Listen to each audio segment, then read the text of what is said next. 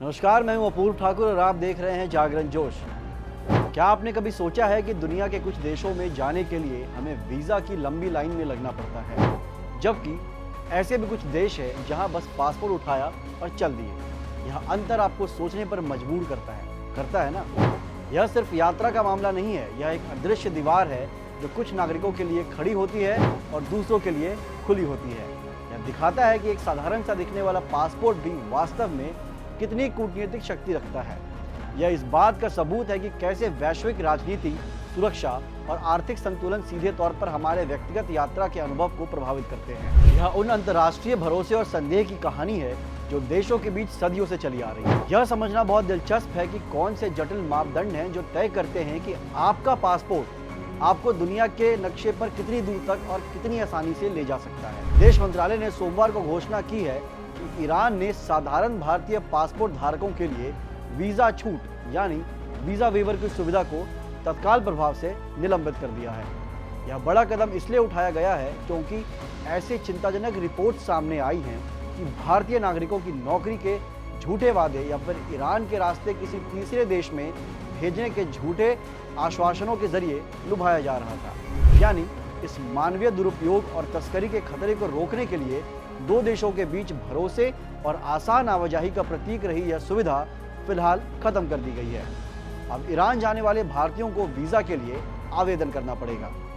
तो दोस्तों, यह थी आज की अहम खबर, लेकिन अब हम इस वीडियो के मुख्य एजेंडे पर बात करेंगे। वीजा युक्त यात्रा का यह विशेष अधिकार आखिर किन नागरिकों को और क्यों मिलता है?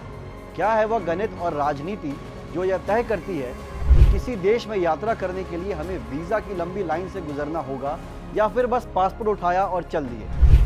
हम इस बात पर विस्तार से चर्चा करेंगे कि यह फैसला किन जटिल मापदंडों पर लिया जाता है। और हाँ, एक बेहद सवाल जो अक्सर अनसुलझा रह जाता है, अगर कोई नागरिक वीजा के बिना किसी देश में यात्रा कर रहा हो और दुर्भाग्यवश उसे कोई चिकित्सा या अन्य आपात स्थिति का सामना करना पड़े, तो उसके खर्चे और मदद की जिम्मेदारी कौन उठाता है? आइए इस वीडियो में इन सभी रहस्यों को गहराई से समझते हैं।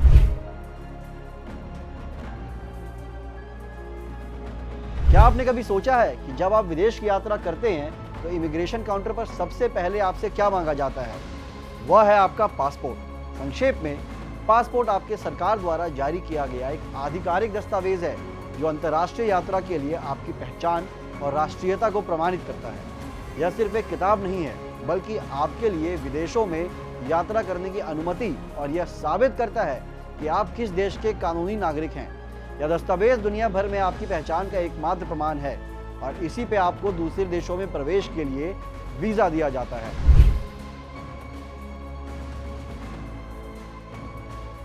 क्या आप जानते हैं, आपका पासपोर्ट ही दुनिया में एकमात्र प्रकार का नहीं है। दरअसल अंतर्राष्ट्रीय स्तर पर पासपोर्ट मुख्यतः 4 श्रेणियों में आते हैं जो आपके पद और यात्रा के उद्देश्य पर निर्भर करते हैं। आइए एक नज़र डालते हैं कि दुनिया में कितने तरह के रंग और पहचान वाले पासपोर्ट प्रचलित हैं।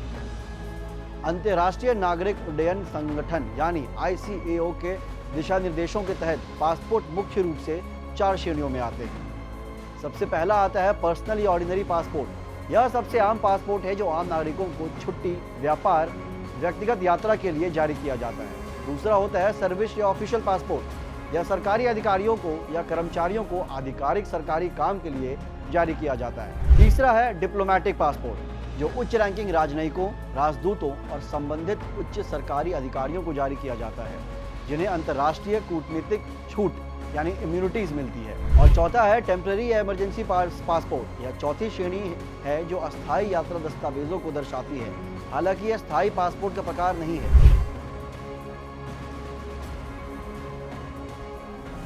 जब हम विदेश जाने की बात करते हैं तो पासपोर्ट के बाद जिस शब्द का सबसे ज्यादा जिक्र होता है वह है वीजा।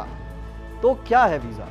सीधे शब्दों में कहें तो वीजा एक आधिकारिक अनुमति है। यह वह प्रमाण है जो आपको उस देश की सरकार देती है जहां आप यात्रा करना चाहते हैं। यह आपके पासपोर्ट में एक मुहर या टिकट के रूप में लगा होता है जो यह दर्शाता है कि उस देश में आपको एक निश्चित समय और एक उद्देश्य जैसे पर्यटन, काम या पढ़ाई के लिए उनके देश में प्रवेश करने की अनुमति दे रही है।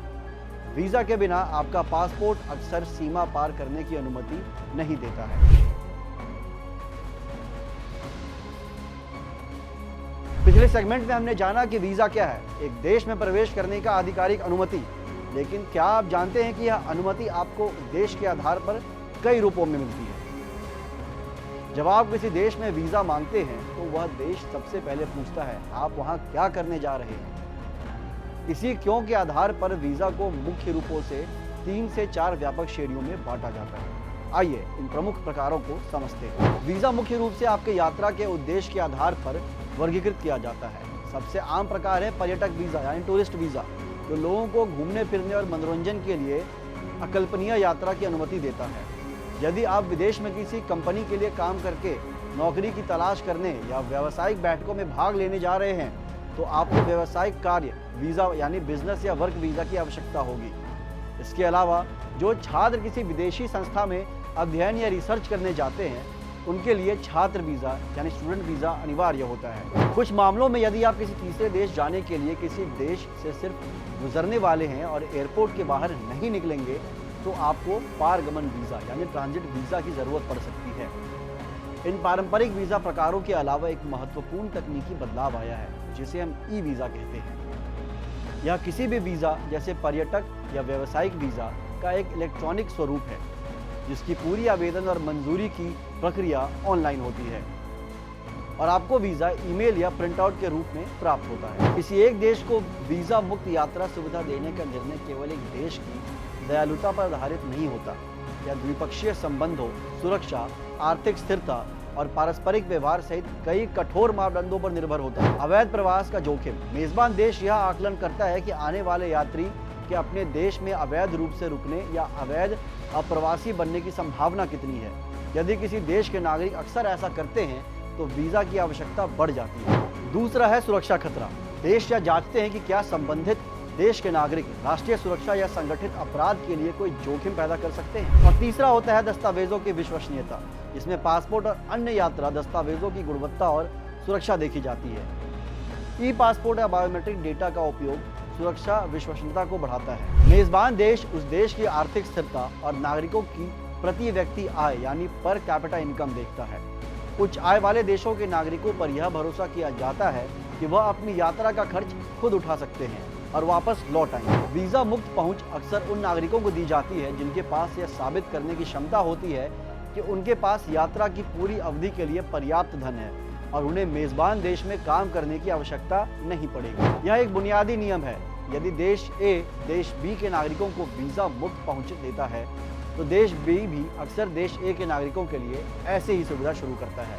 यह समानता और अच्छे संबंधों का प्रमाण है। दोनों देशों के बीच के व्यापक कूटनीतिक और व्यापारिक समझौते अक्सर वीज़ा नियमों को आसान बनाने का आधार बनते हैं। कई देश संयुक्त राष्ट्र के मानव विकास सूचकांक, शिक्षा स्तर और जीवन प्रत्याशा जैसे कारकों को भी ध्यान में रखते हैं। उच्च HDI वाले देश के नागरिकों को आमतौर पर कम जोखिम वाला माना जाता है। शेंजन क्षेत्र या आसियान जैसे क्षेत्रीय गुटों के सदस्य देशों के बीच अक्सर मुक्त आवाजाही की अनुमति होती है। आतंकवाद के विरुद्ध या सीमा प्रबंधन पर अंतर्राष्ट्रीय समझौते में सक्रिय भागीदारी भी भरोसे को बढ़ाती है और वीज़ा मुक्त पहुंच का मार्ग प्रशस्त करती है।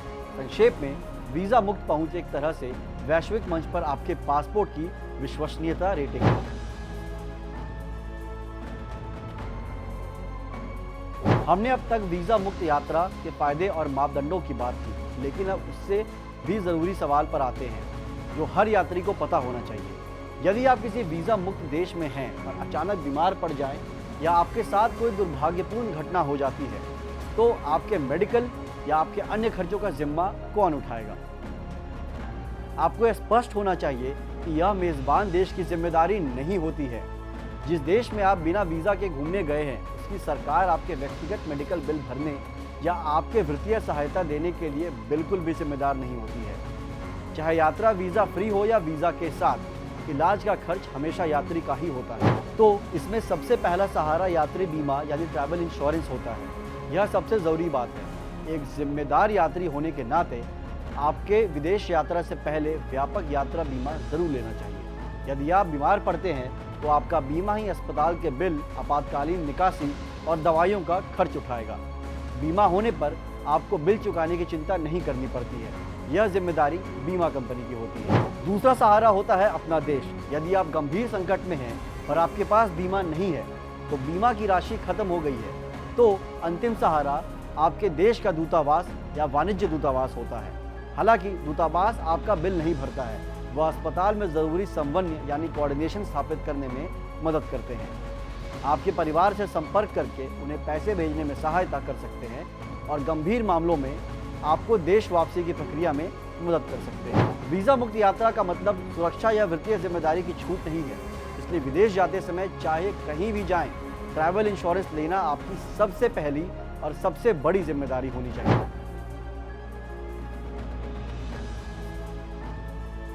हमारा पासपोर्ट आखिर कितना दमदार है और बिना वीज़ा के कितने देशों की यात्रा कर सकते हैं? आपको बता दें कि अंतर्राष्ट्रीय हेनली पासपोर्ट इंडेक्स जैसे वैश्विक मापदंडों के अनुसार भारतीय पासपोर्ट धारक वर्तमान में लगभग 57 से 59 देशों में या तो बिना वीज़ा के ट्रैवल कर सकते हैं या उन्हें वीज़ा ऑन अराइवल की सुविधा मिल जाती है। यह संख्या बदलती रहती है क्योंकि देश आपसी संबंधों और सुरक्षा जोखिमों के आधार पर वीज़ा नियमों में बदलाव करते रहते हैं, जैसे कि हाल ही में ईरान ने वीज़ा मुक्त सुविधा को निलंबित कर दिया। 50 से अधिक गंतव्य हमारे नागरिकों को एशिया में भूटान, नेपाल और थाईलैंड से लेकर कैरेबियन और अफ्रीका के कई खूबसूरत द्वीपों तक आसान पहुंच प्रदान करते हैं, जिससे भारतीय यात्रियों के लिए दुनिया घूमना पहले से कहीं ज़्यादा सुगम हो गया है।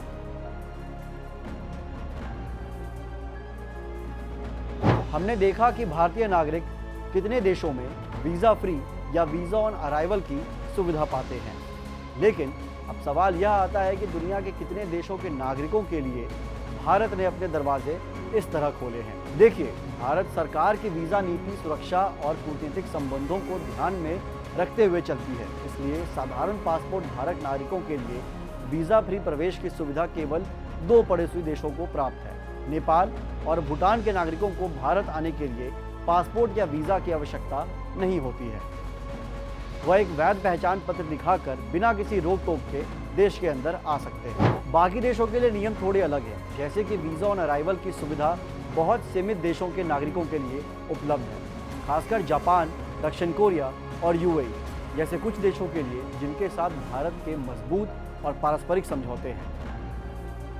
अब अगर बात करें फ्री वीज़ा की, तो भारत ने लगभग 170 देशों के नागरिकों के लिए ई वीज़ा की सुविधा रखी है।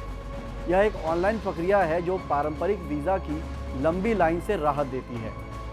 संक्षेप में, वीज़ा मुक्त पहुंच की सुविधा केवल नेपाल और भूटान के नागरिकों को है, जबकि वीज़ा ऑन अराइवल और ई वीज़ा जैसी सुविधाओं से कई देशों के नागरिक भारत में आसानी से प्रवेश कर सकते हैं।